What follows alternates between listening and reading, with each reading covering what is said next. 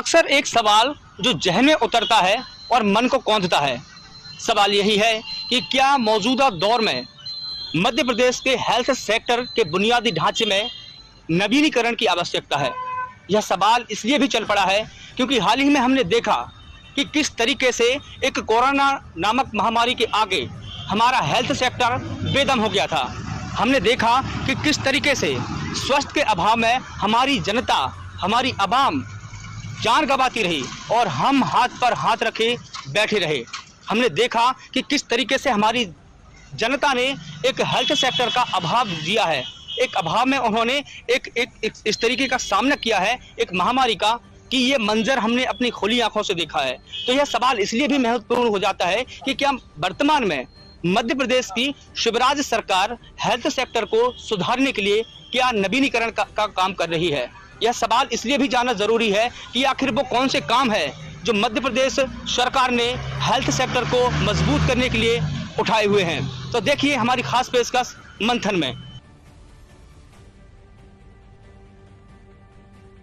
आवाम जब अपने नुमाइंदों को चुनकर संसद या विधानसभा भेजती है तो आवाम की यही अपेक्षाएं रहती हैं कि मुल्क के रहबर उनकी बेहतरी के लिए काम करे।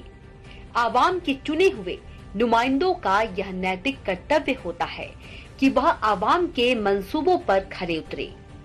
मध्य प्रदेश सरकार भी इसी रोड मैप पर काम कर रही है।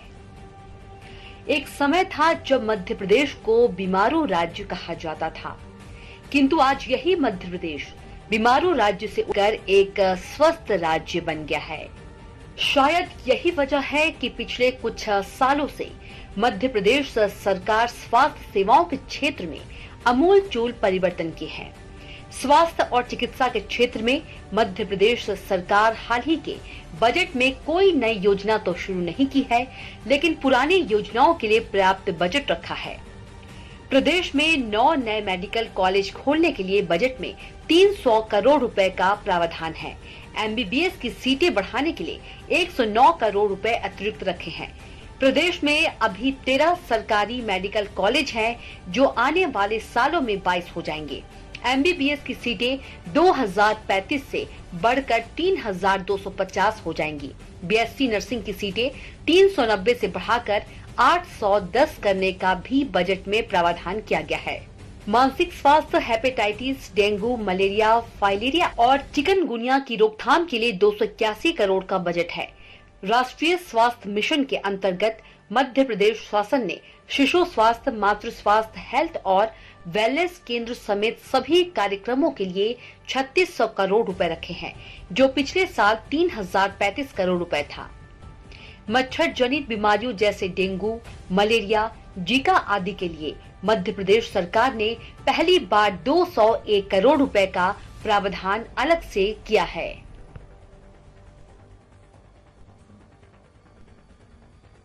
आजादी के बाद से ही भारत जैसे विकासशील देशों में स्वास्थ्य सेवाओं के क्षेत्र में एक अभाव उत्पन्न रहा है। अगर हम ग्रामीण एरिया की बात करें तो जहां एक और ग्रामीण एरिया को स्वास्थ्य सेवाओं के क्षेत्र में उपेक्षित रखा गया, तो वहीं दूसरी तरफ शहरी एरियाओं पर भी अधिक ध्यान दिया गया और यही कारण रहा कि हमारा जो ग्रामीण एरिया है वो हेल्थ सेक्टर से कमज़ोर होता गया और जो हमारा शहरी एरिया है वो हेल्थ सेक्टर से मजबूत होता गया। लेकिन एक सवाल यहाँ पर यह भी जानना जरूरी है कि मध्य प्रदेश सरकार ने आखिर इस मिथक को तोड़ने के लिए कौन कौन से प्रयास किए हैं, वो कौन सी योजना है जो आज मध्य प्रदेश को नई ऊंचाई प्रदान कर रही है, वो कौन सी योजना है जिससे मध्य प्रदेश में स्वास्थ्य का ढांचा और बुनियादी ढांचा बिल्कुल मजबूत हो रहा है। वह कौन सा रोड मैप है जिसके कारण आज मध्य प्रदेश ने एक अलग पहचान बनाई है, चाहे वो हेल्थ के सेक्टर की बात करें या शिक्षा के सेक्टर की बात करें। देखिए हमारी खास रिपोर्ट। विश्व स्वास्थ्य संगठन का कहना है कि शरीर में रोगों का न होना ही स्वास्थ्य नहीं है, बल्कि पूर्ण मानसिक, शारीरिक और सामाजिक तंदुरुस्ती की स्थिति का होना भी जरूरी है। मध्य प्रदेश में पिछले कई वर्षों से इस परिभाषा का विस्तार हुआ, जिसमें सामाजिक और आर्थिक रूप से गुणकारी जीवन व्यतीत करने की क्षमता को भी सम्मिलित किया गया है। मध्य प्रदेश सरकार ने व्यक्ति के स्वास्थ्य के लिए शारीरिक, मानसिक, मनोवैज्ञानिक विकास के लिए कई कल्याणकारी योजनाएं चलाई है, जैसे जननी शिशु सुरक्षा योजना।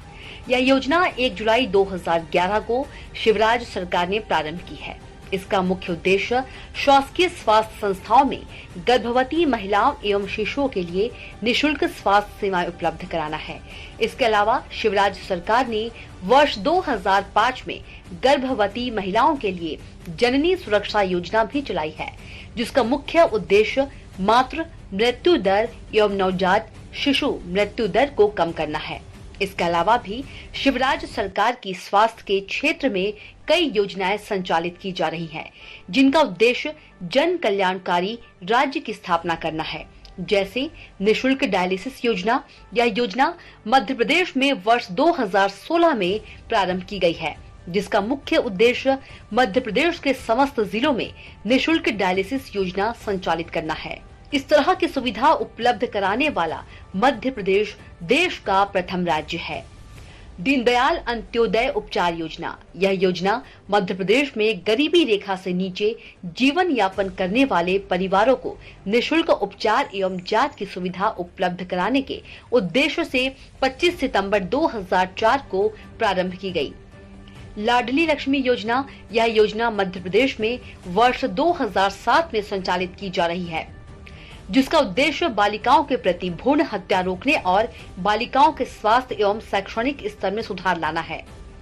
अटल बिहारी वाजपेयी बाल आरोग्य एवं पोषण मिशन। यह मिशन मध्य प्रदेश में बच्चों में कुपोषण की रोकथाम तथा 5 वर्ष तक के बच्चों की मृत्यु दर को कम करने के उद्देश्य वर्ष 2010 से यह मिशन चलाया जा रहा है। बेटी बचाओ बेटी पढ़ाओ योजना। इस योजना की शुरुआत 22 जनवरी 2015 को देश के प्रधानमंत्री नरेंद्र मोदी ने की, जिसका उद्देश्य बालिकाओं के प्रति हो रहे अमानवीय व्यवहार को रोकना और शिक्षा के क्षेत्र में बेटियों को सशक्त बनाना है। सघन इंद्रधनुष टीकाकरण अभियान। इस मिशन की शुरुआत मध्य प्रदेश सरकार ने वर्ष 2015 में की है। इस मिशन का उद्देश्य डिप्थीरिया, बलगम, पोलियो, टिटनिस, तपेदिक, खसरा और हेपेटाइटिस जैसी बीमारियों से जनता को बचाना है। और आयुष्मान भारत योजना। यह योजना प्रधानमंत्री राष्ट्रीय स्वास्थ्य सुरक्षा मिशन के तहत मध्य प्रदेश में 15 अगस्त 2018 से शुरू की गई है। इस योजना का उद्देश्य गरीबी रेखा से नीचे जीवन यापन करने वाले परिवारों का निशुल्क स्वास्थ्य बीमा तथा चिकित्सालय में 5 लाख रुपए तक का निशुल्क इलाज करवाना है। तो यह थी मध्य प्रदेश सरकार की वो योजनाएं जिनसे जनता सीधे तौर पर लाभान्वित हो रही थी। लेकिन अब हमें यह भी जानना जरूरी है और महत्वपूर्ण भी है कि आखिर मध्य प्रदेश सरकार ने चिकित्सा शिक्षा और स्वास्थ्य सेवाओं के क्षेत्र में क्या क्या नवाचार किए हैं, वो कौन सा रोड मैप है जिनके रास्ते पर मध्य प्रदेश सरकार चिकित्सा शिक्षा के क्षेत्र में नए आयाम स्थापित कर रही है।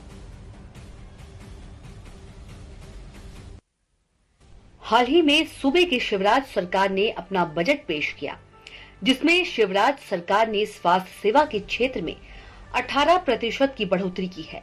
शिवराज सरकार ने स्वास्थ्य क्षेत्र के लिए वर्ष 2021-22 में 11,384 करोड़ का बजट रखा था, जिसे बढ़ाकर वर्ष 2022-23 के लिए 13,642 करोड़ का प्रावधान कर दिया है। इसके अलावा मध्य प्रदेश सरकार ने उच्च शिक्षा के लिए 12 करोड़ 47 लाख का प्रावधान अलग से किया है, जिसके तहत मध्य प्रदेश में 22 नए चिकित्सालय महाविद्यालय की स्थापना की जाएगी और 3,250 MBBS की सीटें बढ़ाई जाएंगी।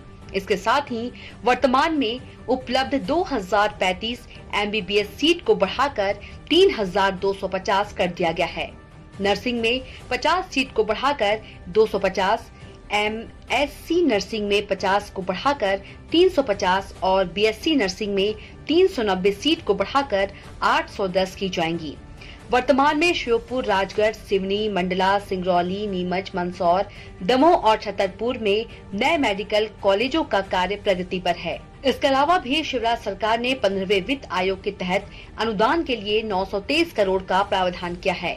इसमें संजीवनी क्लिनिक, शहरी प्राथमिक स्वास्थ्य केंद्र खोलने के साथ ही इनका संचालन व्यय शामिल है। जिला अस्पताल और औषधालयों के निर्माण के लिए 1180 करोड़ रखे हैं। उप स्वास्थ्य केंद्रों के लिए शिवराज सरकार ने 481 करोड़ रुपए का प्रावधान किया है। CHC, PHC उप स्वास्थ्य केंद्रों के भवन बनाने के लिए सरकार ने 180 करोड़ का प्रावधान किया है। आयुष्मान भारत योजना के लिए सरकार ने इस बार बजट बढ़ा दिया है। पिछले बजट में आयुष्मान भारत योजना के लिए 400 करोड़ का प्रावधान जो बढ़ाकर इस बार 833 करोड़ हो गया है। इसी तरह बीमार पशुओं के इलाज के लिए हर ब्लॉक में एक एम्बुलेंस चलाई जाएंगी। इसमें एक पशु चिकित्सक और सहयोगी को तैनात किया जाएगा। वह घर घर जाकर पशुओं का इलाज करेंगे। इन एम्बुलेंस में जरूरी चिकित्सा उपकरण भी होंगे। केंद्र के सहयोग से यह योजना शुरू की जा रही है। इसके अलावा गहन पशु विकास योजना के लिए 720 करोड़ का प्रावधान है। यह राशि उन्नत किस्म के दुधारू पशुओं की संख्या बढ़ाने पर खर्च होगी।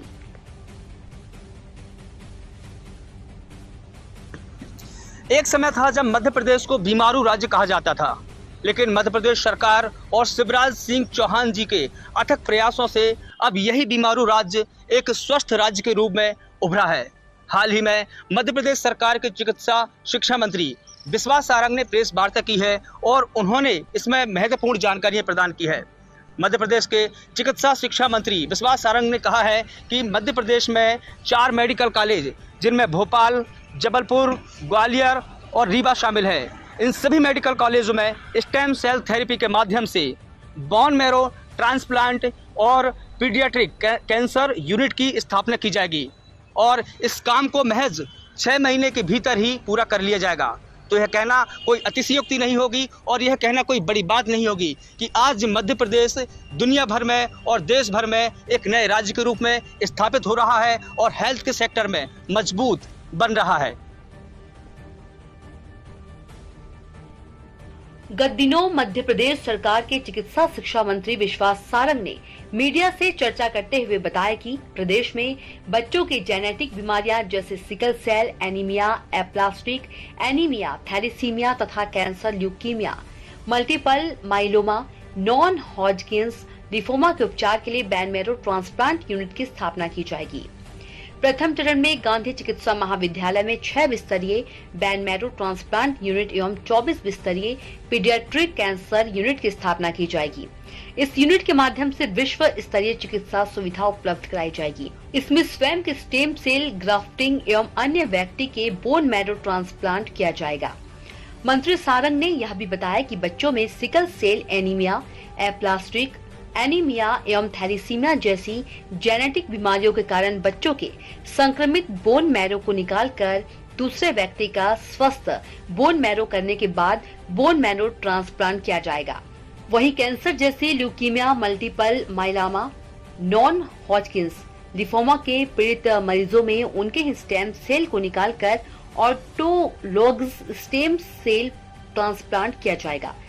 चिकित्सा शिक्षा मंत्री विश्वास सारंग ने बताया कि बच्चों में कैंसर एवं जेनेटिक बीमारियों के उपचार के लिए विश्व स्तरीय चिकित्सा व्यवस्था विकसित कर अमेरिका की कोलंबिया यूनिवर्सिटी, न्यूयॉर्क के विख्यात बोन मैरो ट्रांसप्लांट विशेषज्ञ डॉक्टर प्रकाश सतवानी निःशुल्क चिकित्सकीय उपचार एवं सहयोग प्रदान करेंगे। ये बहुत असाध्य बीमारियों के लिए बहुत ही उपयोगी उपचार है। दुनिया में इस बात को स्थापित भी किया है और स्टेम सेल को लेकर पूरी दुनिया में बड़े स्तर पर रिसर्च चल रही है। हमने विगत दिनों ये सुनिश्चित किया था कि हमारे मेडिकल कॉलेजेस में हम हमारी रिसर्च और डेवलपमेंट की यूनिट को बहुत मजबूत और स्ट्रेंथन करेंगे। उसी आयाम को हम आगे बढ़ाते हुए स्टेम सेल के रिसर्च और उसके माध्यम से अन्य बीमारियों का भी हम उपचार कर सकें, इसकी हम व्यवस्था करेंगे। आपकी जानकारी में मैं देना चाहता हूँ, स्टेम सेल रजिस्ट्री लिए गवर्नमेंट ऑफ इंडिया की एक अलग से पॉलिसी है जिसमें कोई भी व्यक्ति अपने स्टेम सेल को रजिस्टर कर सकता है और उसके माध्यम से वो अपना बोन मैरो और स्टेम सेल को डोनेट कर सकता है। इस पूरे प्रकल्प में हमें इस बात की बहुत प्रसन्नता है कि हमारे मध्य प्रदेश के ही बल्कि भोपाल में गांधी मेडिकल कॉलेज से जिन्होंने MBBS किया है, विश्वविख्यात बोन मैरो ट्रांसप्लांट विशेषज्ञ डॉक्टर प्रकाश सतवानी हमें अपनी निशुल्क सेवाएं दे रहे हैं, जो कि अमेरिका बेस्ड हैं। अमेरिका की कोलंबिया यूनिवर्सिटी में वो बोन मैरो ट्रांसप्लांट विशेषज्ञ हैं। हमारी उनसे बातचीत हुई है और जो इंदौर में हमने हमारा बोन मैरो ट्रांसप्लांट यूनिट की शुरुआत की थी, उसमें भी डॉक्टर प्रकाश सतवानी ने हमें सहयोग किया था। मेरी स्वयं की हमारे ACS महोदय सुलेमान साहब और हमारे कमिश्नर साहब के साथ हमारी 2 दिन पहले डॉक्टर प्रकाश सतवानी जी के साथ बातचीत हुई है और हम उनके साथ एक प्रॉपर MOU करने वाले हैं। कोलंबिया यूनिवर्सिटी के माध्यम से हम इस बोन मैरो ट्रांसप्लांट यूनिट और पीडियाट्रिक कैंसर यूनिट की पूरी जो नो हाउ है वो हम उनसे प्राप्त करेंगे। हमारे डॉक्टर्स की ट्रेनिंग, हमारे नर्सिंग स्टाफ की ट्रेनिंग और हमारे पैरामेडिकल स्टाफ की ट्रेनिंग, इसको हम सुनिश्चित करने वाले हैं।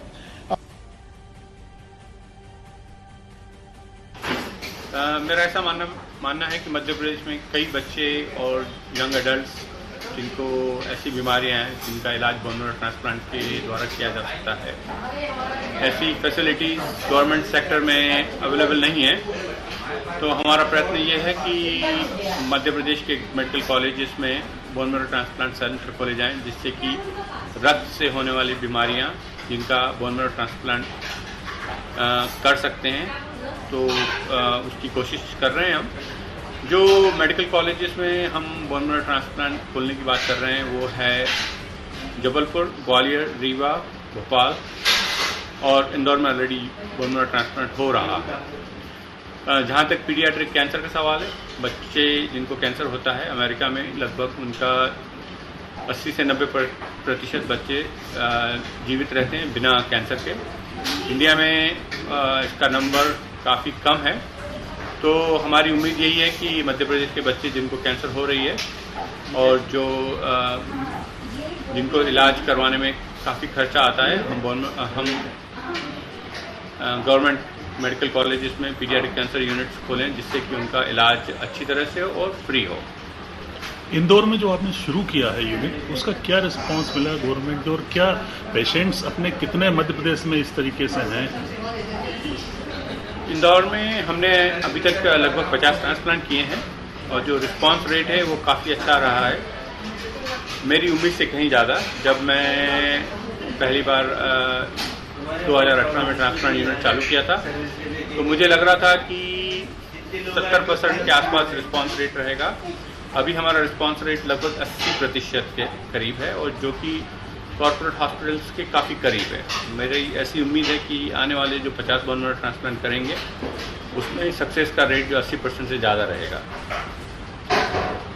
जहाँ तक गवर्नमेंट का सवाल है, वहाँ तो उन्होंने हमें काफ़ी मदद की है, यूनिट बनाया है और समय समय पे जब भी कोई मुश्किल आती है तो हमें मदद मिलती है, जिससे कि बोन मैरो ट्रांसप्लांट जारी रहे। स्टेम से जैसे आपने देखा कि अस्पताल में सभी मरीज ऑलमोस्ट सेटिस्फाइड हैं, कोई तकलीफ नहीं है।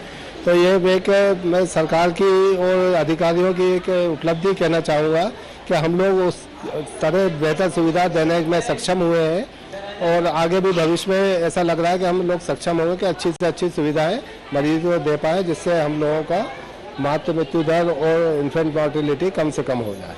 मरीजों के साथ कुछ लोग जो साथ में आते हैं, मैं उन लोगों से संपर्क करना चाहूँगा। कुछ लोग बाहर बैठे हुए। सर, आप लोग कहाँ से आए हैं? आपको कोई परेशानी, कोई दिक्कत तो नहीं, कोई दिक्कत नहीं, बढ़िया है। कैसी सुविधाएं मिल रही हैं? सुविधाएं बढ़िया है, कोई दिक्कत नहीं है। जैसी प्राइवेट में है वैसी यहाँ पे है, कोई ऐसी तकलीफ नहीं है कि किसी। मैं आदर्श नगर, बाक्सिमी थाने के पास, आदर्श नगर।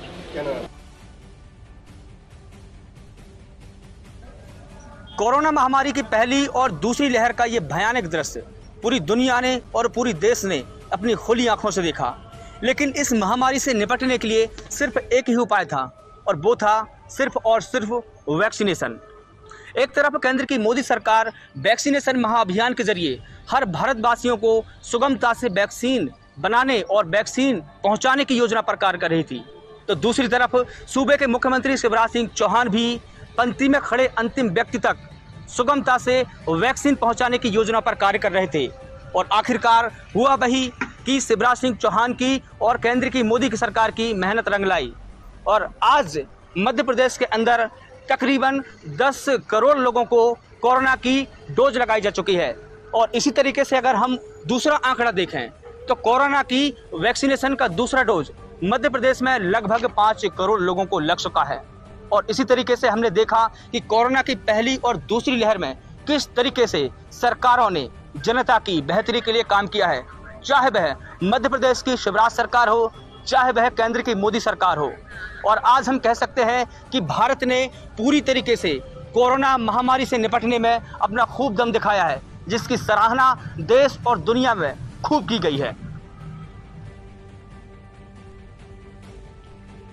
देश भर में कोरोना टीकाकरण महाअभियान का 1 बरस पूरा हो गया है। कोरोना वैक्सीनेशन की शुरुआत 16 जनवरी 2021 से हुई थी। इसी दिन से पूरे भारत में कोरोना महामारी के खिलाफ वैक्सीन लगाकर कोरोना के विरुद्ध जंग की शुरुआत की गई थी। इस जंग को लड़ते लड़ते 1 वर्ष पूरा हो गया है। इस 1 बरस के दरमियान देश में अब तक लगभग 156 करोड़ से अधिक कोरोना टीके लगाए जा चुके हैं। लेकिन अगर राज्य मध्य प्रदेश की बात करें तो यहाँ अब तक 10 करोड़ से अधिक कोविड टीके लगाए जा चुके हैं, जिसमें 5 करोड़ 63 लाख से अधिक लोगों को वैक्सीन की पहली खुराक दी जा चुकी है और 5 करोड़ 8 लाख से अधिक लोगों को वैक्सीन की दोनों खुराक दी जा चुकी है। वहीं प्रिकॉशन डोज की बात करें तो यहाँ 2,68,000 से अधिक लोगों को एहतियाती डोज लगाई जा चुकी है। फिलहाल पूरे देश में 60 साल से अधिक उम्र के कोमॉर्बिड वाले बुजुर्गों को एहतियाती डोज लगाई जा रही है। और इस तरह हम कह सकते हैं कि मध्य प्रदेश सरकार ने स्वास्थ्य सेक्टर में और चिकित्सा शिक्षा के क्षेत्र में बहुत ही अमूलचूल परिवर्तन किए हैं। अगले हफ्ते नए विषय पर नए मंथन के साथ फिर होगी मुलाकात। तब तक देखते रहिए VIP न्यूज़। नमस्कार।